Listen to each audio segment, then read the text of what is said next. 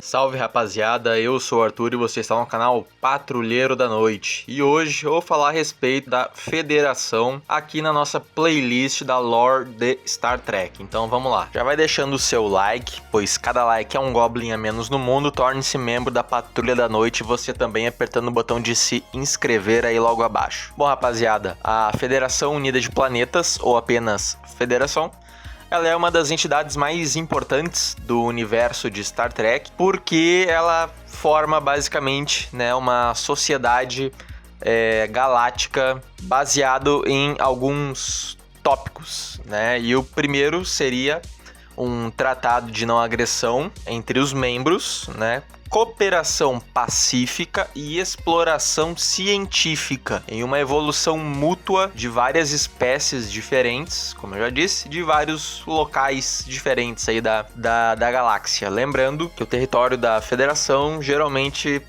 é o sistema Sol, onde nós estamos agora, e boa parte do quadrante alfa, um pouco do beta. A gente vê a formação dela no último episódio de Star Trek Enterprise, que se passa ali em 2161, e ela dura até o século 33, até onde a gente sabe.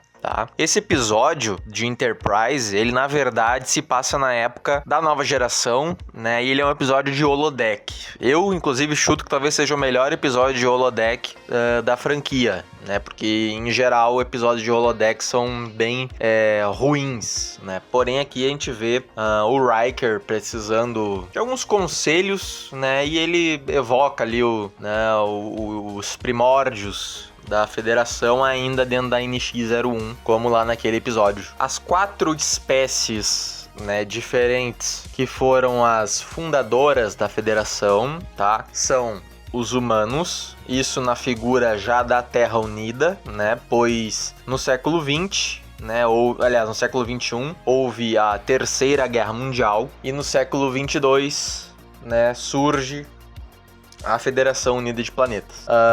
Porém, nessa época, a Terra ela já tinha um governo unificado.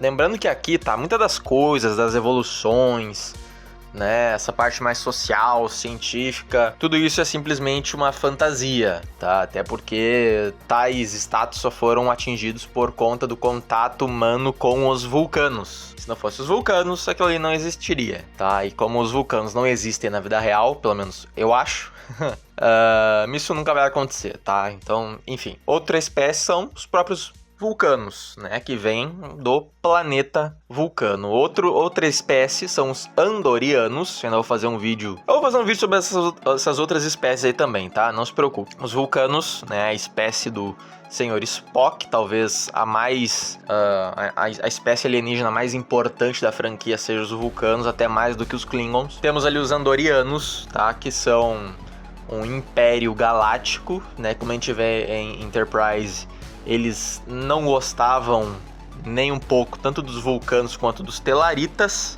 E nós temos, evidentemente, os próprios telaritas, também conhecidos como os anões do espaço sideral.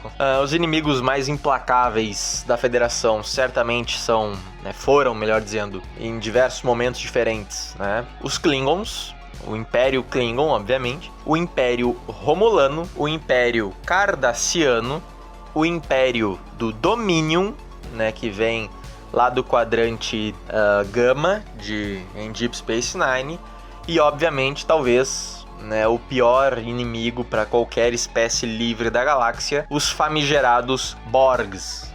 Eu vou falar dos Borgs, inclusive, aqui no canal, mas vai ser um vídeo um pouquinho mais especial a respeito deles. Em Shit Discovery, obviamente, uma das coisas que foi mais estragado, Aliás, Discovery estragou muita coisa, dentre elas a Federação Unida de Planetas, Aqui a gente descobre que a Terra, depois, na terceira temporada, a Discovery, ela vai pro futuro e a Terra se fechou pro resto da galáxia, A Terra Unida se contraiu ali, ficou ali num governo isolacionista. Por quê? Porque Discovery é uma série tão ruim, né, tão bunda, tão idiota, que os fãs reclamavam, né, que Discovery estava mexendo demais no canon, se passando ali apenas 10 anos antes da série clássica, então eles jogaram a Discovery pro futuro, né, no caso, 1000 anos no futuro, que dá ali o século 33, né, o pessoal fala que é século 31, mas eu acho que é 33, porque é 1000 anos contando a partir de Discovery, e eles estão no século 23, né? Pois bem, lá no futuro de Discovery, que é uma série que eu particularmente não considero lá muito canônica, na verdade nem um pouco canônica, para mim aquilo ali é um universo paralelo e ponto final, esse é o meu headcanon e eu não vou mudar. Tá bom? Ali a gente vê que a Federação, ela perdeu muito dos seus mundos e ela tá resumida ali a meia dúzia de naves em meia dúzia e um pequeno punhado de planetas, né? E óbvio que a Discovery chega e salva todo mundo e unifica a galáxia inteira de novo. Por quê? Porque o roteirista quis que fosse assim. Na terceira temporada, tá? Basicamente houve um momento ali, uns 200 anos antes, onde uma criança, né, que a nave onde ela estava caiu em um planeta basicamente feito de dilithium, e essa criança gritou, e os gritos dessa criança reverberaram através do dilithium, e isso foi pelo universo com uma onda que destruiu o dilithium que estava espalhado o universo afora. Porém, entretanto, isso não foi capaz de destruir o próprio planeta onde a criança estava na nave caída. Então, não, isso não faz sentido. E sim, eu vou falar muito mais a respeito disso em um vídeo, ou talvez mais de um vídeo, falando mal de Star Trek Discovery. Tá, vai ter mais ou menos o mesmo formato ali quando eu falo de Star Trek Picard, vai ser uma coisa meio podcast e vai ter a presença provavelmente do mecânico, tem que ver um dia com ele pra gravar. Aí com a chegada da Discovery, né, a Federação volta a prosperar e, enfim, trazer inclusive planetas que não faziam mais parte dela, como como Vulcano e também a própria Terra de volta pra Federação. Então assim, um dos pontos mais importantes da Federação, que eu já estava esquecendo de comentar, e tá o tópico anotado aqui na minha cara, é o lance da primeira diretriz, tá? Ou seja, a Federação, ela está, né, permitida, né, as suas naves da Frota Estelar, a apenas fazer o primeiro contato com espécies que tiverem, né, já desenvolvido, né, a tecnologia de Warp Speed, né, ou velocidade de dobra. Espécies sem essa tecnologia não podem ser influenciadas em nada, certo? Mas é óbvio que durante todas as séries, com exceção de Enterprise, porque a Federação ainda não existia naquela época, isso acontece, né? Então, e acontece várias e várias e várias vezes.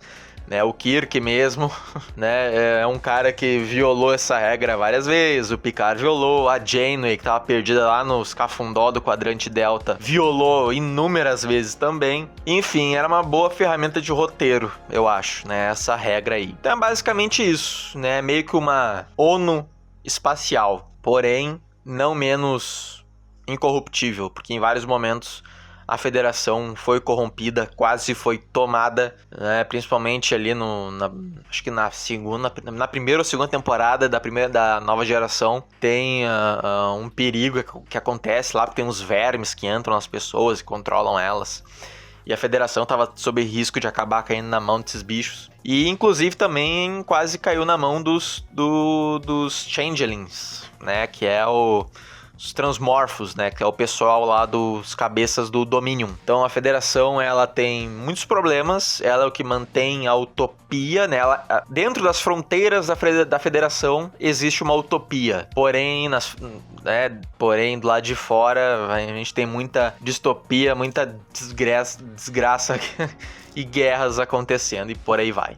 Eu acho que é mais ou menos isso, tá? Se você gostou aí, deixa o like. Se você quiser que eu comente algum aspecto da lore de Star Trek ou Star Wars, Stargate, por aí vai, deixa aí nos comentários, tá? Que eu sempre leio, dou o coraçãozinho ali e respondo, né? Geralmente. Então, se inscreve aí e até a próxima.